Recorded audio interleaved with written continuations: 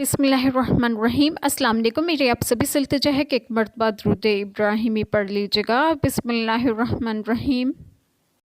اللہم صلی علی محمد وعلی آل محمد کما صلیت علی ابراہیم وعلی آل ابراہیم انک حمید مجید۔ اللہم بارک علی محمد وعلی آل محمد کما بارکت علی ابراہیم وعلی آل ابراہیم انک حمید مجید۔ بسم اللہ الرحمن الرحیم۔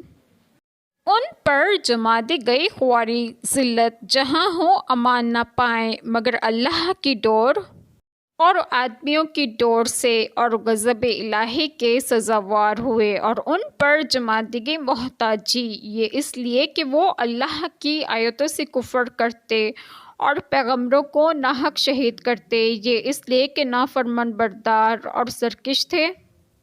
بسم اللہ الرحمن الرحیم۔ آج جو بات میں آپ لوگوں سے ڈسکس کروں گی وہ یہ ہے کہ یعنی یہود ہمیشہ ذلیل ہی رہیں گے، عزت کبھی ہی نہ پائیں گے۔ اسی کا اثر ہے کہ آج تک یہود کو کہیں کی سلطنت میسر نہ آئی، جہاں رہے رعایا غلام ہی بن کر رہے، مگر اللہ تعالیٰ کی ڈور تھام کر یعنی ایمان لا کر، اور آدمیوں کی ڈور یعنی مسلمانوں کی پناہ لے کر اور انہیں جزیہ دے کر، اور یہ لوگ غضب الہی کے سزاوار ہوئے اور ان پر جما دی گئی محتاجی۔